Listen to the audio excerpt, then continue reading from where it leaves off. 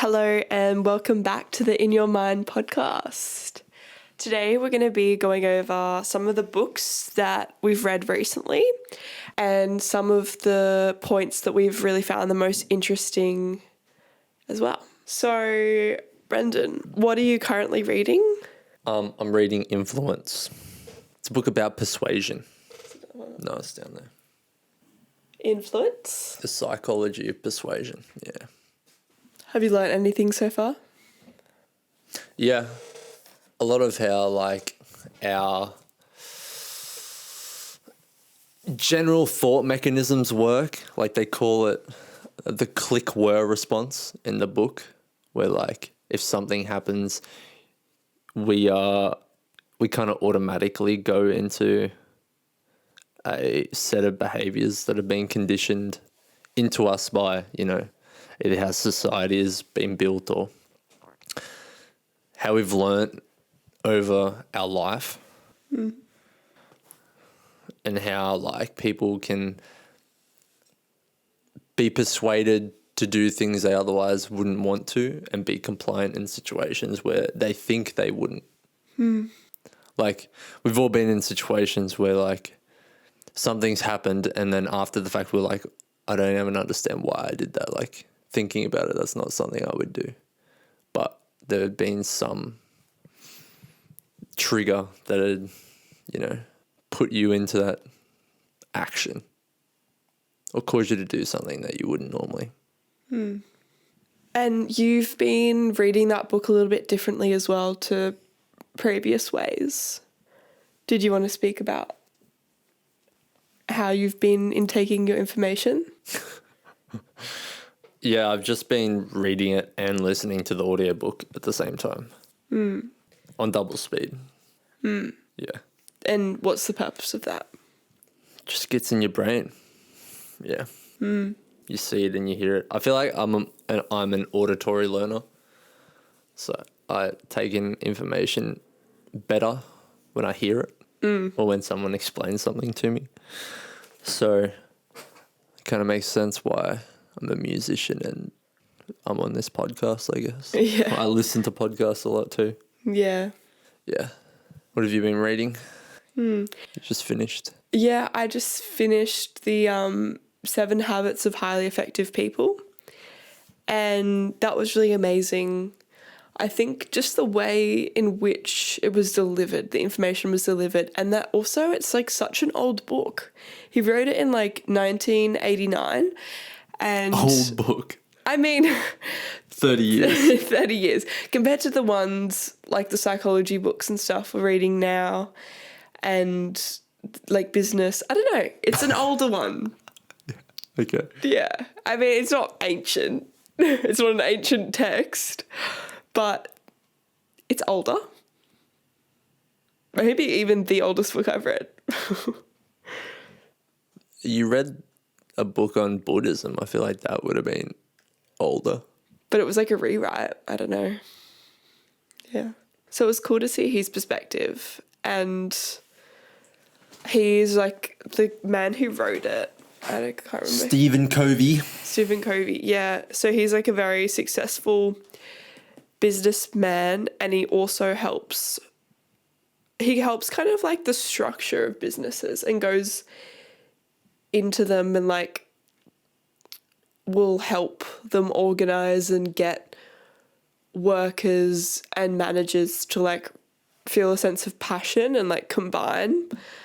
And I think I really like his perspective of that. And the whole book is really about your own taking control over your life and over the situations, and not just being a bystander, but having active control and the way in which that can transform your life.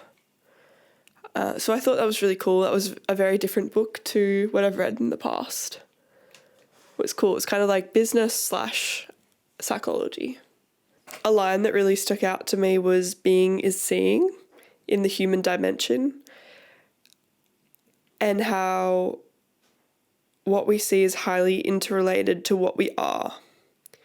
We can't go very far to change our seeing without simultaneously changing our being, and vice versa. And I feel like that's a very simple way to see it, but it's also has like so many layers when you really think about it. Like seeing is being, and like what the aspect in which you see, the things that you choose to pay attention to, have like such a profound effect on the way that you are being and your own sense of being, but like other people's perceptions of you as well. Like transforms the whole. So that was my first note on the book, which was in page 32. But I probably took about like, I don't know, like 15 notes, I would say, throughout the book that I thought was interesting. He has also like a huge emphasis on integrity, and that like integrity is the highest level of loyalty, because if you always keep integrity, it means people can trust you and you can trust yourself. Like if you're being integral with yourself, other people will see that and trust that and know that it's true. Yeah. Which I thought was really cool. And he said that that is like the quality or the habit that will get you places, because it is so like self-fulfilling and like so easy to see and feel. Yeah. Yeah. And when you have it, it's easy to spot when other people don't. So you can quickly identify the people you want in your life and the people you don't. I think it's also a huge like paradigm shift. Like he talks about paradigms too throughout the whole thing. It's like this paradigm and like where your qualities, like what the root of all these qualities are getting you, like the reasons for them. And I think having a paradigm, or like if you've built a lot of integrity, I just think there's just a huge difference between someone who's not integral and someone who is. And I know, because I know if I feel it in myself, if I trust myself and I do what I say, I feel worlds apart from the self that doesn't do that. And it just starts dulling down the aspects of my life and I just don't have confidence. Yeah, so I think to see it through like a business lens and through like a paradigm way that he explains was really cool, because it showed like the huge effect that it does have. Yeah. I mean, if you don't have it, you can't really do anything. You can't like set goals and keep them. It's the same as discipline. Yeah. Also, the win-win situations. He talks about like win-lose / win or win-win. And basically it refers to like a win-lose situation would be like compromising, and that compromising is actually quite harmful and takes blows to people. Should be a last resort. Yeah. It's not something that you should prioritize. You should prioritize win-win situations, which means that you both come to an understanding of why something's important and reach an agreement that you both want. Not that you're compromising on and you're just saying, oh, okay. Like you actually keep going until you reach an agreement that you both feel is really good for the situation, because you're going to put so much more into it. It's going to be fulfilling and it's going to be longer lasting. Yeah. And he was kind of displaying like how he does that with his children, and win-win kind of compromises, like with him getting his children to do chores and explaining like, do we want the grass to be brown and dirty, or do we want the grass to look like the neighbours over there and be green? And like the child ends up coming to a conclusion of like, I do want to do something for the family. I want a job, I want a chore, I want something that makes a difference. And I have a sense of like accomplishment, and this can be my job, and my dad's not going to like bug me about it. It's my job to do the lawn, and I'm going to do it the way that I want to do it. He said, if you want help, like you can come to me and give me help, but give him the autonomy and give him the choices of how to do it. And if he needs help, he can come to them. But like coming to agreement where you both think it's for the best should be like the goal. Yeah. If you can't move forward together, you don't move forward at all. Yeah. Yeah. And he says it really strengthens the relationships that you have, and it builds trust and respect and integrity as well. Yeah. Yeah. So that was the most recent book that I read. What was the one that you read before? The Power of Now, I think, was the last one I read. Yeah, and that one, that was crazy. I feel like you got a lot from it, and we had different experiences of that book. Yeah. I mean, it just came at such an interesting time for like the books I've read in the past and the information and web of knowledge that I had beforehand. It kind of just linked so many things together and just like consolidated my understanding. See, I feel like from The Power of Now, I really got the message that like the present moment is all you need, and the thing that is like that reigns superior, and that you should put emphasis on awareness in the present and keep drawing yourself back to that. Is that something that you got? I mean, yeah, I'll probably describe it slightly differently, but in essence, yeah. I might look through my notes of The Power of Now and see the things that like stuck out to me, because it was a little while ago. Oh, it was before I started taking notes, so I don't actually have any notes on it. Well, I have a bunch. What do you have? Do you want the notes or the quotes? Anything that you think is like interesting that you really took from it? Let's see. I think this is good. This is not related to intelligence in the conventional sense of the word. I've met many highly intelligent and educated people who are also completely unconscious, which is to say completely identified with their mind. In fact, if mental development and increased knowledge are not counterbalanced by corresponding growth in consciousness, the potential for unhappiness and disaster is very great. Like mental illness. Yeah, that one was just like... And what do you take from that? Like, what are the big key takeaways?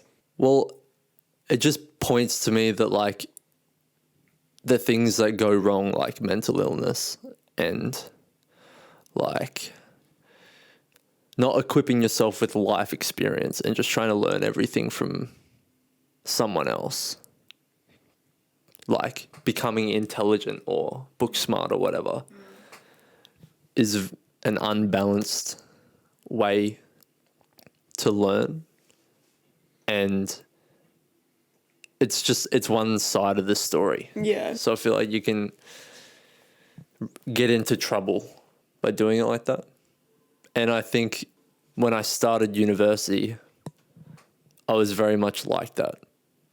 And a lot of the problems that I had left when I began to become more conscious and aware and my own person, really. Because like when you're learning, you're reading a book or you're listening to someone on a podcast, or, you know, you're intaking someone else's opinion, and you might be like reframing it and slotting it into your views of the world, but they're not really your views. Like you're just putting someone else's jigsaw pieces into your jigsaw, and you'll end up with a picture that isn't yours.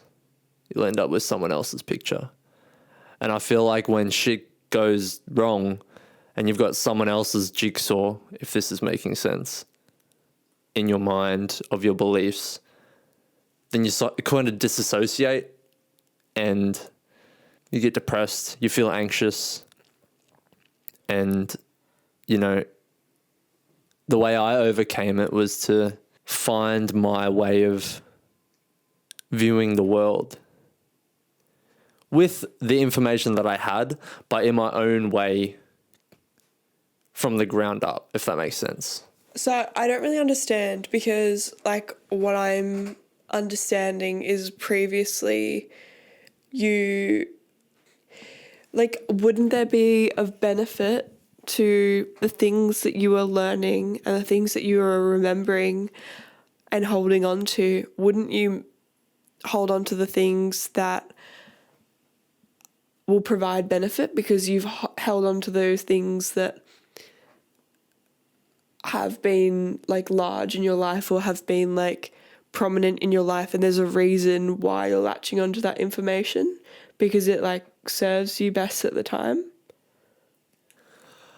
It's not even necessarily that it serves me best at the time. I mean, it was working to a degree, and that's why I identified with it and, you know, went with it. But I think there's a quote that says, like, something along the lines of, and I'm definitely misquoting it, but it says, you can follow someone else's plan and get a result that you want. But as soon as the plan stops working, you feel like it's like your fault. Like you can't fix what's broken if you didn't make it yourself, you know, you don't fully understand it. So you're now like, would you say that you kind of analyze critically the information that you decide to hold in your head, and whether to let it fit the jigsaw puzzle or whether you don't think it quite fits the mold? I did before. That's how I thought critically. Okay, so how do you think now with that kind of analogy? Like, I feel like there's two sides. There's a critical, analytical, scientific, logical side. Yeah. And there's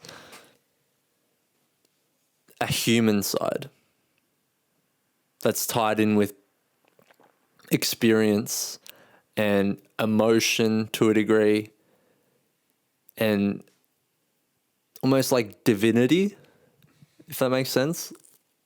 Like the uniqueness of, this probably sounds completely ridiculous, but like there's something about learning something in a book and then experiencing it for the first time, like, is different. And I'm sure everyone can agree with that. Mm-hmm. And that's kind of what I'm saying. Okay, so you're kind of putting yourself in the shoes of the experience and like testing it out first. And it changes your view on it once you've experienced it. Because it's not what you would have expected. It's not just that. Yeah. It's other things. Yeah. So it's kind of meta critical view, like critically. It's hard to explain. Yeah. Critically analyzing, but like from an empathetic standpoint, and empathy is putting yourself in its shoes. Yeah. Trialing it out, like it comes to you, the experience comes to you, and then you later reflect on a concept that was given to you in a book, but you go, oh, okay, this is how it molds for me into my life. Yeah. It shines a light from a different angle, if I can like explain it. Like you're looking at a picture that's bumpy and you've been looking at it one way, the light's been directly behind you, so you see a 2D image. Mm-hmm. But say to experience it, you have to move to the side. Yeah. And the light shines from a different angle. And now all of a sudden you can see the paint blobs on the canvas. Yeah. And now you've got more information. You can feel it. Yeah. You can feel the texture instead of just seeing the painting. Mm. It's kind of like that. Yeah. Model of perception and cognition. I'm doing cognition and perception at the moment, and we're doing the theories in which we, like how we perceive objects, like object recognition, and all the different theories in which we've decided that our brains work. And yeah, I don't know, it kind of comes under that a little bit because we once thought of it like David Marr has this theory where our perception is kind of like just stages and all independent, where we, see a surface that's flat and 2D, and then we reach a textural surface, and then we reach a line kind of model, but it's still 2D, and then the model becomes 3D. And that's kind of how our brains process things. Yeah. But then now we're learning about, and it kind of switches into cognition perception, because it's a little bit more, there's a little bit more processing, and this model is able, it does still work in a hierarchy like those stages, but they can also happen independently but interdependently too. They can all be happening at the same thing. Yeah. And it's fluid, and it's like how a computer system works. It's called the connectionist model, and this kind of came about through our knowledge of computers and also having more knowledge about like our neurons and our biology. And basically, if we simplify it, it's our neurons are like a unit. If you imagine neurons in our brains, so these little kind of powerhouses that light up and turn on and off.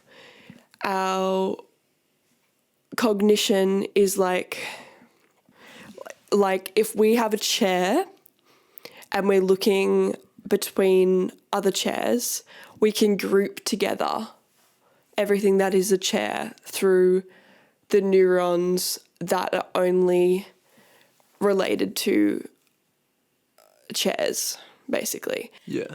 And ones that are a table will have like some familiar neurons or like some like related neurons that work kind of within the same area, will also be very closely related to tables because they have like legs. They have association. And associations. But yeah, it's quite interesting. But yeah, the basic thing about it is that like it's better than Mars model, because this can all happen independently but interdependently on all levels. So it says here like large number of small neurons that are independent yet highly connected units, and all processing can happen at the same time. So parts are processed simultaneously with the whole, and that helps us recognize the whole much quicker and faster and from multiple different angles, which kind of, I don't know, is a different representation of what you said, but in a very different way. You've completely lost me.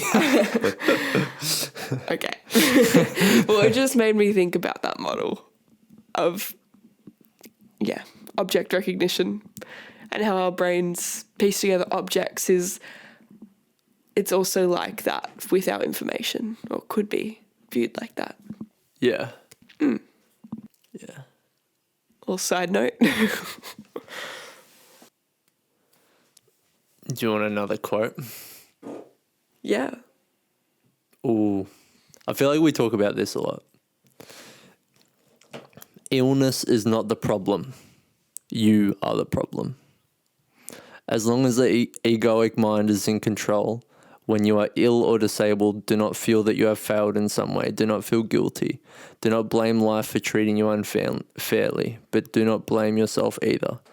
All that is resistance, all that is resistance. If you have a major illness, use it for enlightenment. Anything bad, quote unquote, that happens in your life, use it for enlightenment. Withdraw time from the illness. Do not give it any past or future. Let it force you into the present moment awareness and see what happens. Become an alchemist. Transmute base metal into gold, suffering into consciousness, disaster into enlightenment. Are you seriously ill and angry now about what I've just said? Then there is a clear sign that the illness has become part of your sense of self, and you are now protecting your identity as well as protecting the illness. I'm going to let that sit for a second. The condition that is labeled illness has nothing to do with who you truly are. I think it's just identifying with a label or one aspect of the whole, and letting it just spread and letting it just take control over your mind, over your attention, over everything. And it's hard. It makes sense because if it's something that's hurting or something that you feel wronged for or something that's prominent, it's hard to detach from. But I think the part where he says, take a second not to identify with it, or he said take a second to step away from it or something, and to figure out like where the gold is.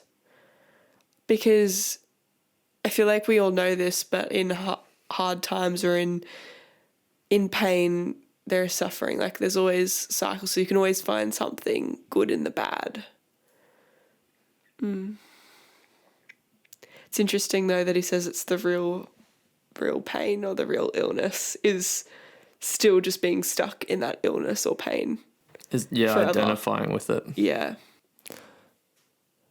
Yeah. I think that's like the whole... A lot of how we approach mental health is wrong, I think. Like a lot of people identify with it. Yeah. And it's almost viewed differently than like a physical disease. Like if you break your leg and if you get depression is different. Well, I think it came from it being quite dismissed and taboo and not talked about a lot. And now we've really gone the other way with it. And that it's something that we praised for. And it's good that we're able to have more services and more acceptance and kind of know what to do when it does strike. Like that stuff has become easier to talk about. But I think there is a lot of issues with the way in which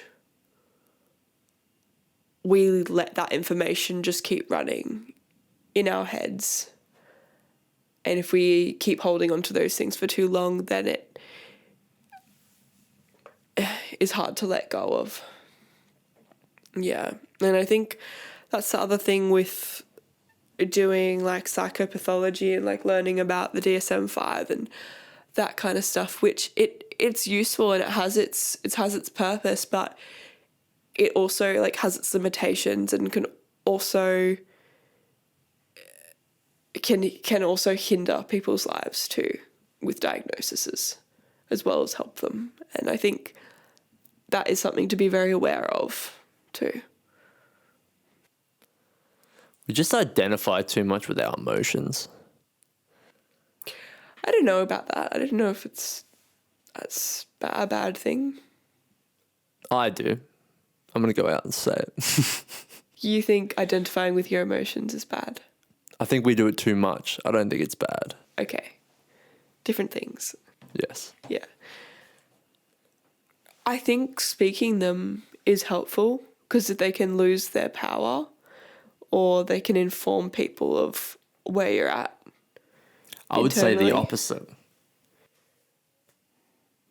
Because as soon as you voice it, then you're voicing what you are, and your mind works in line with what you say a lot of times and in compliance of that. Yeah. So I feel like when you start to say things out loud, that's why they say be careful, like, what you say and with your words. Yeah.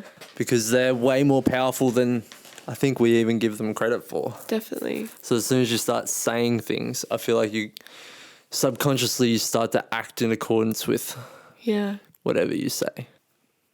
Words have connotations of spelling, and spelling, like if to spell, you use your words to cast meaning and to cast judgment. So they have a profound effect.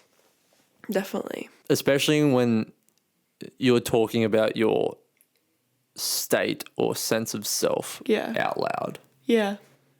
But I think it's helpful, especially even in children that can voice how they're feeling. If you don't have to internalize it, it can help action be done. Yeah, but that's not what I'm talking about. Yeah. Well, I know, but like I'm just showing you that it's not as broad. Like there's other parts to think about. So how do you think people should handle their emotions? It's helpful to not view your emotions as your emotions. Yeah. Like, your emotions aren't you. They're a byproduct of a billion trillion things that are going on around you. Like the things you've eaten, how much sleep you've got, the neurotransmitters in your brain, the environment you're in, a memory that might have been triggered, like so many of these things you're not even in control of. And so your emotions come from places that you didn't voluntarily or consciously choose a lot of the time. And I think we should do more of consciously choosing them rather than riding the wave and then reacting to them and identifying with them. Like, use them as I don't know what the best word is. I was going to say tool, but... Yeah. I think it's helpful to let other people know what you're feeling, because sometimes just the release of I'm feeling this is helpful, but not saying I am this, I am that is also different. Like, yeah, being like, the way you say it is the definitely way in important. which you say it, like, because if you go I am, that's I am identifying with this is me. I am anger, I am feeling this, I am angry, I am sad. Yeah. Yeah. I would even go as far to say is like, you remember the coaching thing we did with Tony Robbins? Yeah, Like, yeah. you explain the sensations. You don't even label it with an emotion. Yeah. Like, you just convey what you're feeling, not the emotion you're experiencing. Yeah. And I feel like doing that can be liberating of... Definitely. So should we do an example of that? So like, if you're really angry, what would you do? How would you voice that to me? Well, whatever sensations you attribute to the emotion, you just say like, my throat feels tight, or my chest is heavy, or my legs are restless or fidgety, or my skin feels prickly, or there's a lump in my throat, like all these things. Yeah. And they're bodily sensations that are occurring. Yeah. Because, yeah, he also said, like, those are facts. Like, you can't argue Yeah. those things. Yeah. And emotions are different to different people, so other people interpret them differently. Exactly. So if you say... And people want different treatment for the emotions that they get. Like, we were talking about that last week. Like, if I feel sad, I want something different than you would want when you're sad. Yeah. Yeah. Should we go over any of the other books that we thought were interesting recently? Oh, there's this concept that I read in Phosphorescence that was pretty cool. So it's called mudita, a delight in another's good fortune or unselfish joy. I'll read out a little passage from it. So Buddhists call it mudita, a delight in another's good fortune or unselfish joy. The Yiddish word nachas has a similar meaning of pride in someone else's accomplishments, usually referring to one's children. Other slightly different but rarely used words with a similar meaning is confelicity, which is pleasure in another's happiness. In recent years, psychologists studying this concept have coined the term Freud. Freudenfreud. Yeah, just basically the concept of unselfish joy, which I thought was cool because I didn't realize that there was a word for it. And I think that feeling is a form of love, that mudita. is just, Well, you can't have that if you don't love yourself. yeah. Delight in others' good fortune. Andy Frisella talks about that a lot. Like, not wishing bad on people who are achieving the things that you might want to achieve. Because that tells the universe what you don't want, which is the thing that you do want. So you're like sending mixed signals. And so you won't get it, you know? Like if someone in business, if someone succeeds and is getting a lot of revenue and then their business is going well and you're jealous of that and you start to, even in your head, like put them down or say negative things, then you're like telling the universe that you don't want that for yourself.